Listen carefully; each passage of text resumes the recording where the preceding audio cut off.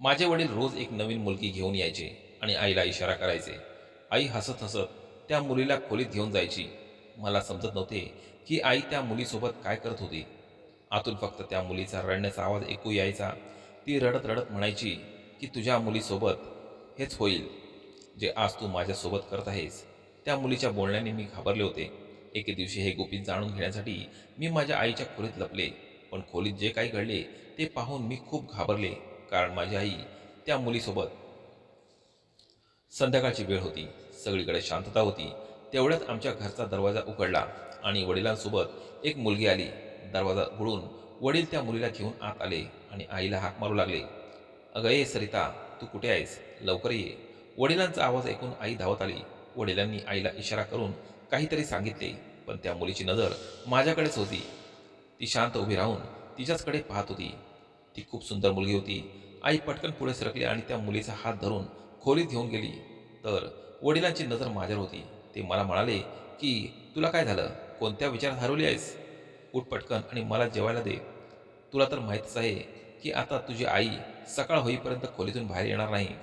मी होकारार्थी मान हलवली, कारण आमच्या घरात हे आता रोजच झालं होतं. रोज संध्याकाळी एक नवीन मुलगी आमच्या घरी आणली जायची. आईने वडिलांना कधीच आक्षेप घेतला नाही की तुम्ही रोज नवीन नवीन मुलगी का आणता. या दोघा पती पत्नीमध्ये कदाचित सर्व काही आधीच ठरलेले असायचे. त्यांनी मला या सर्व गोष्टीपासून लांब ठेवले होते. मी माझ्या आईलाही अनेकदा विचारले होते की आई, बाबा एवढ्या सुंदर मुली कुठून आणतात आणि त्या इथे येऊन काय करतात. माझं बोलणं ऐकून आई माझ्याकडे रागाने पाहत म्हणायची की तू फक्त तुझ्या कामाशी काम ठेव. तुला माझी आई व्हायची गरज नाही. माझ्या आईचा राग पाहून माझे प्रश्न आत दडले जायचे.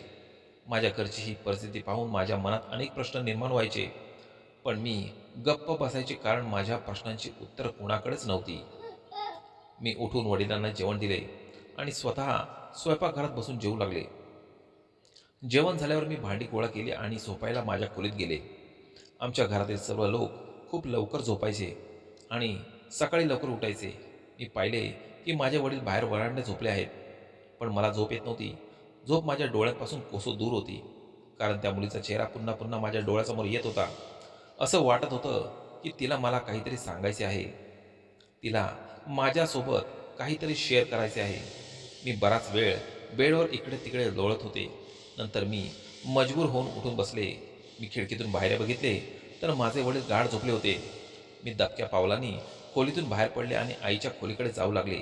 रात्री आईच्या खोलीत जाण्याची माझी आजपर्यंत हिंमत झाली नव्हती, पण आज का कळत नाही, माझा स्वतःवर ताबा राहिला नव्हता.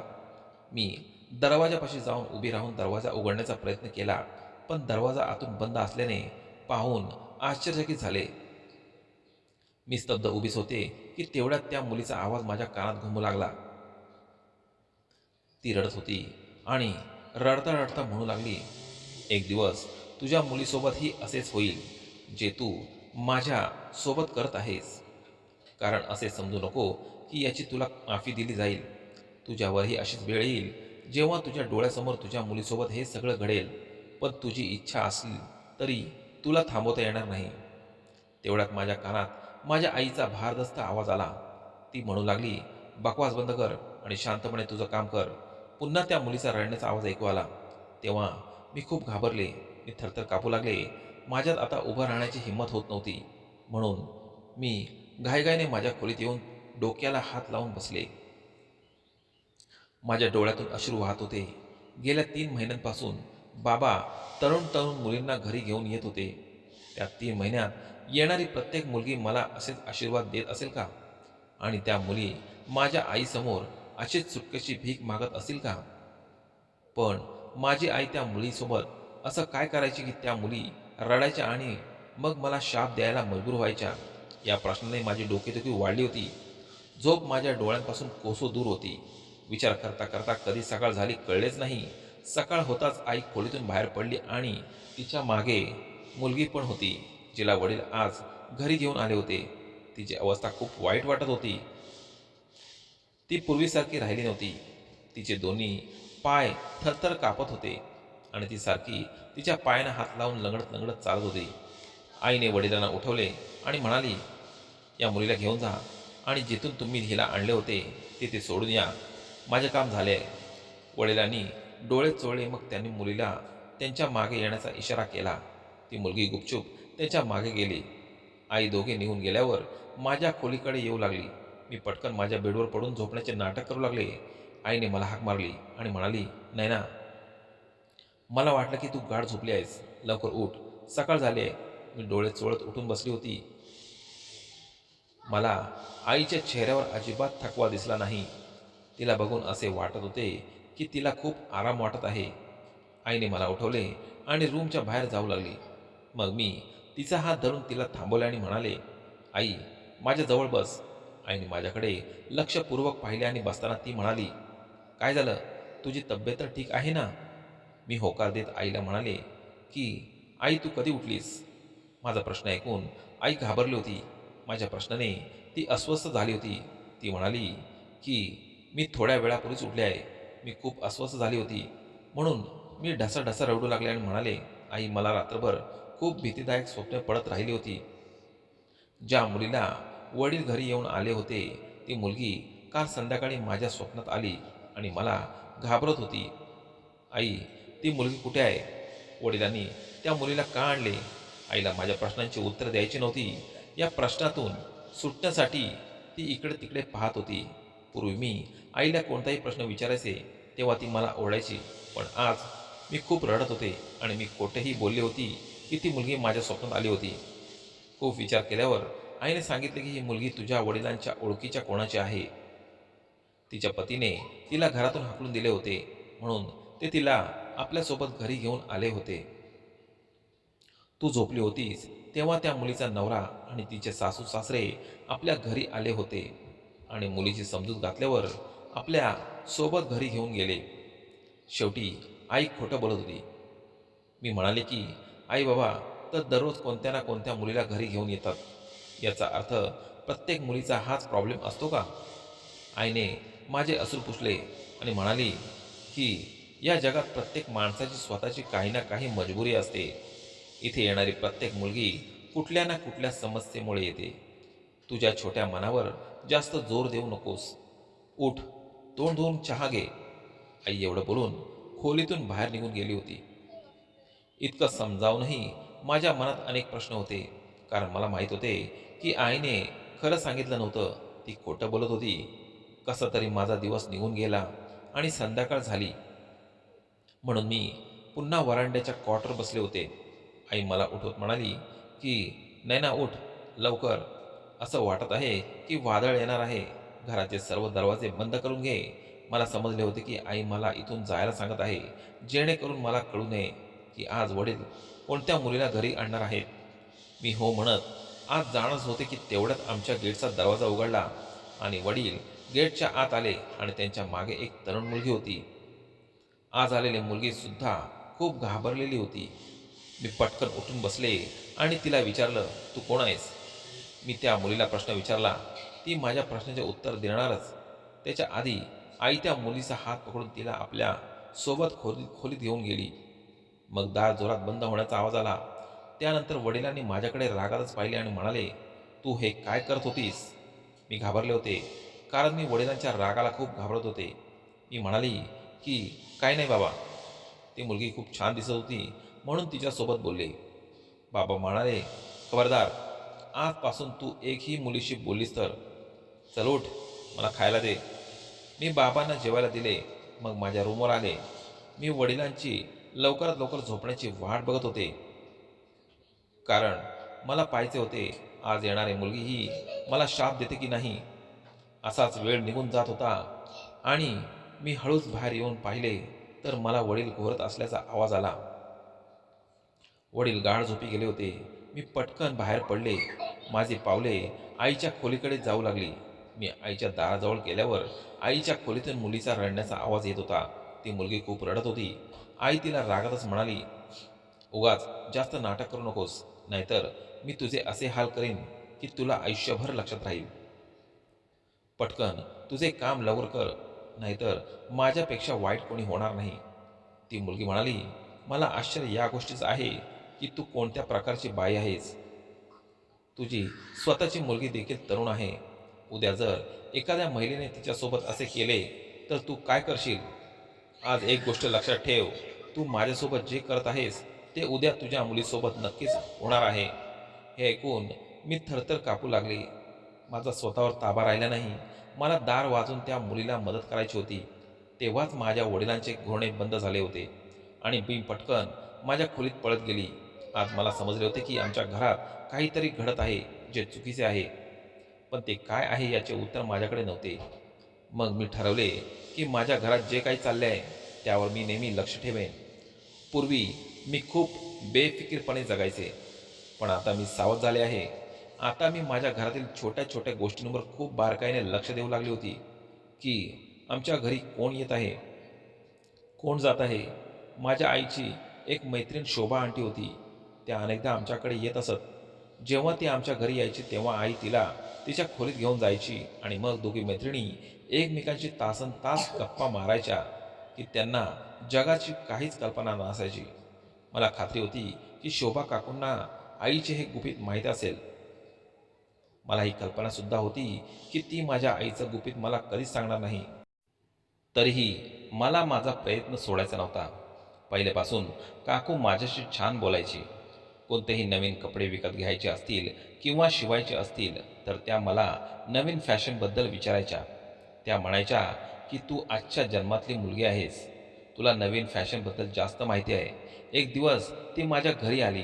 मग तिने आईला माझ्याबद्दल विचारायला सुरुवात केली. मी त्यांची नजर चुकून टेरेसवर निघून गेले, कारण मला त्यांच्यासोबत एकांतात बोलायचे होते. आईसमोर त्यांच्यासोबत याबद्दल बोलणे अशक्य होते. थोड्याच वेळात आईने मला आवाज दिला, "नैना, कुठे आहेस तू?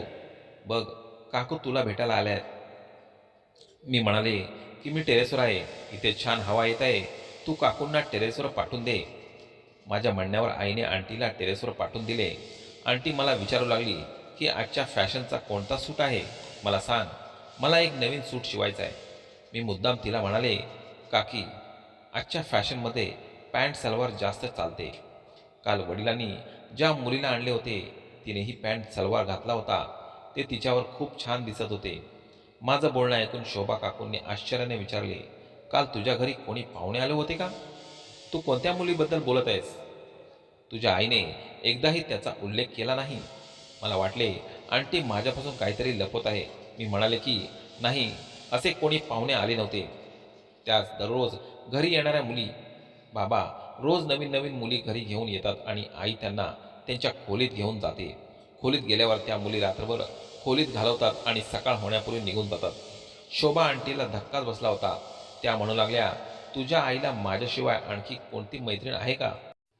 मला शोभा आंटीकडून सत्य बाहेर काढून घ्यायचे होते, म्हणून मी सगळे काही त्यांच्याशी बोलत होती. मी म्हणाली, मला काहीच माहिती नाही की त्या आईच्या मैत्रिणी आहेत की नाही. जर त्या आईच्या मैत्रिणी असत्या तर त्यांच्या खोलीत गेल्यानंतर रडत का होत्या? शोभा आंटी कपड्यांबद्दल विचारायचे विसरूनच गेल्या होत्या. त्या मला म्हणू लागल्या की नैना, हे तू काय बोलत आहेस? कित्येक वर्षापासून माझं तुमच्या घरी येणं जाणं चालू आहे, तरी मला या सगळ्या गोष्टी का माहिती नाहीत? शोभा आंटी आता जास्तच अस्वस्थ झाल्या होत्या. आंटीचं बोलणं ऐकून वाटत होतं की कदाचित त्यांना याबद्दल काहीच माहिती नाही आणि त्या माझ्याशी खोटंही बोलत नाहीत. मी म्हणाले की काकी, जर आईने तुम्हाला याबद्दल सांगितले नाही तर हे उघड आहे की ही खूप आतली गोष्ट आहे आणि तुम्ही आईला याबद्दल विचाराल तर तिचा संशय माझ्यावरच असेल, म्हणून तिला काही विचारू नका. काकूंनी मला होकार दिला. सहमतीने डोके हलवले आणि माझा हात धरून त्या म्हणाल्या की तुझ्या आईच्या खोलीत काय होते याची तुला कल्पना आहे का? मी म्हणाले की नाही आंटी, मी तुम्हाला खरं सांगू का? मी ही गोष्ट तुम्हाला मुद्दाम सांगितली, कदाचित तुम्हाला याबद्दल काही माहिती असेल. मला त्या मुलींच्या रडण्याचा आवाज सहन होत नाही. आता तुम्ही सांगा की मी त्यांना कशी मदत करू शकेन? शोभा आंटी मला दिलासा देत म्हणाल्या की तू काळजी करू नकोस, आपण दोघे मिळून या समस्येवर काहीतरी तोडगा काढू. मी असे काही करेन की तुझ्या आईला सत्य सांगायला भाग पडेल. मग मी तुला हे सर्व सांगेन. मी होकारार्थी मान हलवली आणि म्हणाली की आंटी, काय करून याबद्दल लवकरच माहिती काढून घ्या. शोभा आंटी खूप छान बाई होत्या. मी हे काम त्यांच्याकडे सोपवून खूप समाधानी झाले होते. अजूनही आई बाबांची तीच दिनचर्या चालू होती. बाबा रोज नवीन नवीन मुली आणायचे आणि आई त्या मुलींना तिच्यासोबत खोलीत घेऊन जायची. शोभा आंटी आठवड्यानंतर आज घरी आल्या होत्या. मी माझ्या खोलीत बसून अभ्यास करत होते. मग अभ्यास सोडून खिडकीजवळ उभी राहिली. काकूंनी आईला विचारले, काल रात्री तुझ्या घरी भावासोबत कोणती मुलगी आली होती का? आईला प्रश्न ऐकून शॉक बसला. आई म्हणाली, शोभा तू काय बोलत आहेस? आमच्या घरी कोण येणार? आंटी म्हणाली, सरिता, काल मी स्वतःच्या डोळ्यांनी पाहिले होतं की रात्री 8 नंतर एक मुलगी तुझ्या घरी आली होती. मी त्याच पाहुण्याला भेटायला आली आहे. मला वाटलं कदाचित ती तुमची नातेवाईक असेल. आई पटकन प्रकरण हाताळत म्हणाली, अच्छा ती मुलगी. ती फक्त थोड्या वेळासाठीच आली होती. त्यामुळे मला तिचा विसर पडला. खरं तर ती नयनाच्या वडिलांची नातेवाईक होती. थोडा वेळ थांबली आणि ती निघून गेली. शोभा काकू म्हणाली, ठीक आहे. नैना कुठे आहे? मी तिला फॅशननुसार सूटबद्दल विचारले होते. तिने सांगितले की ती इंटरनेटवर शोधून सांगेल, पण अजून तिने सांगितले नाही. आईने काकूंना माझ्या खोलीकडे बोट दाखवले. शोभा काकू माझ्या खोलीत आल्या आणि म्हणाल्या, नैना तुझी आई तिचे गुपित इतक्या सहजतेने सांगणार नाही. तिच्यासाठी आम्हाला खूप काही करावे लागेल. मी तुझ्यासाठी लपून ठेवलेला मोबाईल आणला आहे. जर मी आणि तू जास्त बोललो तर मग तुझ्या आईला संशय येईल, म्हणून मी तुझ्याशी मोबाईलवरून बोलेल. मी पटकन मोबाईल घेतला आणि माझ्या वहीत लपून ठेवला. आज पुन्हा रात्री एका मुलीला आमच्या घरी आणले होते.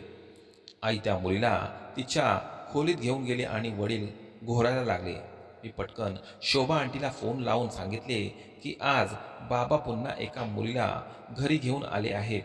आई तिला तिच्या खोलीत घेऊन गेली आहे आणि बाबा गाढ झोपी गेले आहेत. आंटी म्हणाली, नैना तू यावेळी घर सोडू शकतेस का? पण लपून छपून ये, म्हणजे कोणाला कळणार नाही. मग आपण मिळून काहीतरी करू. मी म्हणाले, ठीक आहे, येते. माझ्या येण्याची बातमी ऐकून शोभा आंटी खूप खुश झाली. त्या म्हणाल्या, तू तुमच्या गेट बाहेर जा, मी तिथे येते. मी 2 पावले पुढे गेले आणि गेट उघडले आणि गेटच्या बाहेर आली. माझ्यासमोर शोभा आंटी उभी होती. त्यांनी माझा हात हात पकडून आपल्यासोबत घेऊन जाऊ लागल्या. त्या म्हणाल्या, चल आधी माझ्या घरी जाऊ, मग आपण काहीतरी विचार करू. मी हे घर यापूर्वी कधी पाहिले नव्हते, पण जेव्हा मी त्यांच्या घरात पाऊल टाकले तेव्हा त्याचे घर अतिशय सुंदर आणि जवळजवळ सर्व वस्तूंनी सजवलेले होते. त्यांचे घर पाहून मी थक्क झाली. हे सर्व पाहून मला खूप आश्चर्य वाटले, कारण शोभा आंटी विधवा होती. त्यांच्याकडे इतके पैसे कुठे होते की त्या आपले घर इतके छान बनवतील? तिने माझा हात धरला आणि मला तिच्या खोलीत नेले. नयना म्हणाली की शोभा आंटी, तुम्ही त्या समस्येवर काही तोडगा काढता का? त्या म्हणाल्या की याबद्दल बोलायला अजून पूर्ण रात्र बाकी आहे. शोभा आंटीने तिच्या कपड्यातून एक लेहंगा काढला आणि मला म्हणाल्या, तू हा लेहंगा घालून घे. मी तिच्याकडे आश्चर्याने बघितले आणि म्हणाली, हे काय आहे आंटी? आम्ही आमचे काम करायला आलो आहोत आणि तुम्ही मला लेहंगा घालायला लावतात? आंटीने रागाने म्हटले, मी सांगते तसं कर. मी म्हणाले, पण आंटी.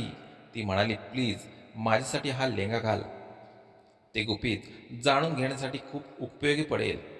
मला आंटीचं बोलणं काहीच समजत नव्हतं, पण त्यांनी खूप आग्रह केला म्हणून मी लेहंगा घालून घेतला. त्यानंतर मी माझा मेकअप करू लागली. मी स्वतःला आरशात पाहिले तर मी खूप सुंदर दिसत होते. आंटी मला तयार करून दुसऱ्या खोलीत घेऊन गेली, पण तिकडे जाताच मला धक्का बसला, कारण तिथे एक गालिचा पसरवला होता आणि बरीच माणसे बसली होती. आंटी म्हणाली, नैना आता तू नाचायला सुरुवात कर. आंटीचं ऐकून मी म्हणाले, पण आंटी तू काय करत आहेस? इथे आम्ही काही दुसऱ्या कामासाठी आलो होतो. काकी माझ्याकडे बघत म्हणाल्या, जर तू माझे ऐकले नाहीस तर मी तुला या माणसांच्या स्वाधीन करीन.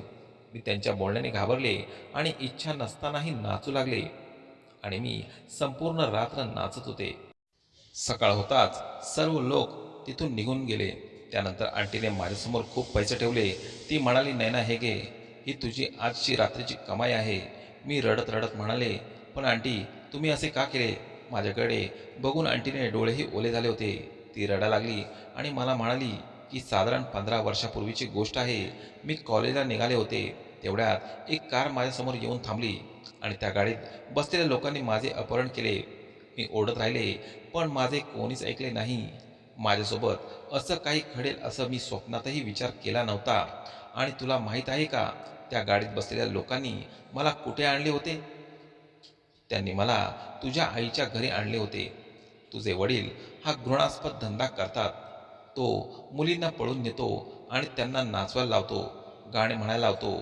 मी विधवा आहे असे तुला सांगितले आहे, पण माझे लग्न झालेच नव्हते. मी तुझ्या आईसाठी बरीच वर्षे नाचले आणि जेव्हा माझं वय झालं तेव्हा तो मला म्हणाला की शोभा, तू तुझं आयुष्य तुझ्या मनाने जगू शकतेस. मी माझे आयुष्य जगू लागले आणि हळूहळू तेच काम करू लागले. पैसे मिळवण्यावर छान घर बांधले. पण हे काम करून घेण्यासाठी मी कोणत्याही मुलीच्या असहायतेचा गैरफायदा घेतला नाही. उलट मुली स्वतः माझ्याकडे येतात.